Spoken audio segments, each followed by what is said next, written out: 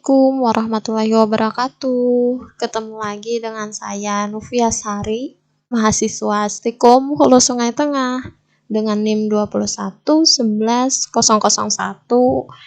di jurusan D3 MI plus TISI atau 3 in 1 ya. Kali ini di video ini saya ingin membahas review jurnal lagi nih. Kira-kira judulnya apa ya di video kali ini? Langsung saja. Kali ini saya akan membahas jurnal tentang analisis perkembangan ilmu pengetahuan dan teknologi eptek dalam pendidikan. Apa ya eptek itu? Untuk lebih jelasnya kita simak di slide-slide berikutnya. Jadi di sebelah kiri ini ada cover jurnalnya ya teman-teman. Jadi jurnalnya itu membahas kelas online dan kelas tatap muka. Langsung saja. Eptek itu tadi adalah singkatan dari ilmu pengetahuan dan teknologi, yaitu suatu sumber informasi yang dapat meningkatkan pengetahuan ataupun wawasan seseorang di bidang teknologi. Intinya, eptek itu adalah ilmu pengetahuan TIK ya teman-teman. Jadi ada yang bilang eptek itu awal dari kesuksesan bangsa. Kenapa bisa dibilang begitu ya?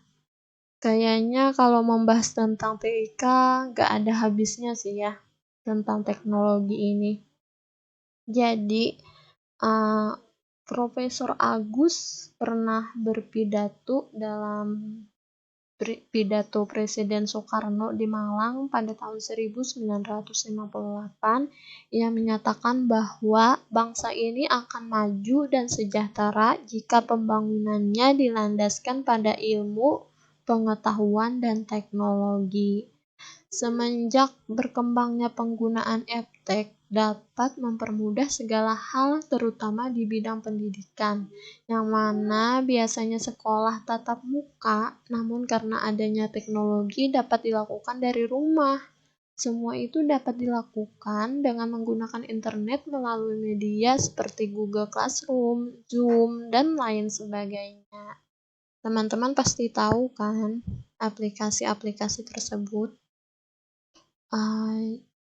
Lanjut, terkadang manusia berpikir bahwa teknologi itu adalah penghancur, maksudnya bersifat negatif ya. Namun, itu kembali lagi kepada diri manusia karena yang menjalankan teknologi itu sendiri adalah manusia. Dampak positif teknologi dalam pendidikan salah satunya memudahkan proses pembelajaran di mana dan kapan saja. Sedangkan dampak negatif yang timbul dalam penyalahgunaan eptek yaitu menggunakan teknologi untuk melakukan sesuatu yang tidak penting atau tidak berguna dan dapat juga mengakibatkan siswa malas dalam belajar. Maksudnya banyak siswa yang malas belajar dan melakukan hal yang non-faidah di dalam teknologi tersebut ya teman-teman. Jadi selain memudahkan dalam proses mengakses informasi yang berkaitan dengan pendidikan, teknologi ini juga memudahkan bagi guru dalam memberikan materi pembelajaran menggunakan internet. Dan selain itu memperoleh informasi ataupun pendapat para ahli dari segala penjuru dengan cepat menggunakan Google ya teman-teman.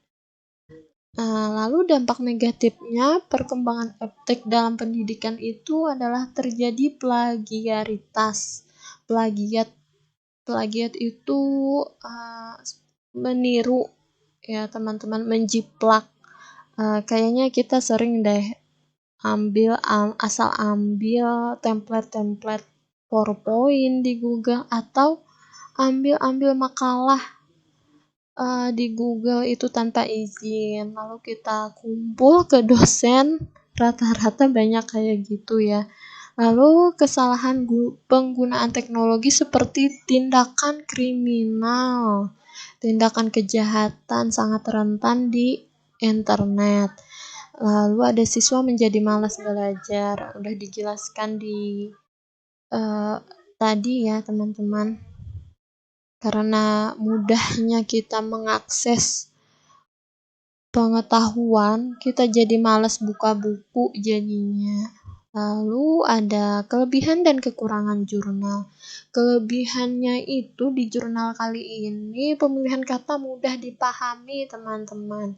Jadi saya tidak susah untuk membuat review kali ini ya, karena katanya benar-benar sudah dipilihkan oleh penulis yang gampang dimengerti bagi orang awam seperti saya juga. Lalu ada referensi yang banyak diambil dan dijelaskan secara detail dari penulis kapan ngambil referensinya, kapan terbitnya buku yang dia cari, benar-benar dijelaskan secara detail di jurnal tersebut. Dan referensinya benar-benar dapat dipercaya sih juga. Lalu kekurangannya tata letak subbab tidak teratur. Jadi membuat penulis itu bingung. Ini udah sampai mana ya? Oh, ini udah di bagian mana ya? Jadinya kita bingung sampai mana membacanya. Lalu ada tidak ditampilkan dengan tabel atau diagram pada data yang disajikan. Ini pembaca juga jadinya bingung karena penulis tidak merincikan data-data yang didapat dalam tabel.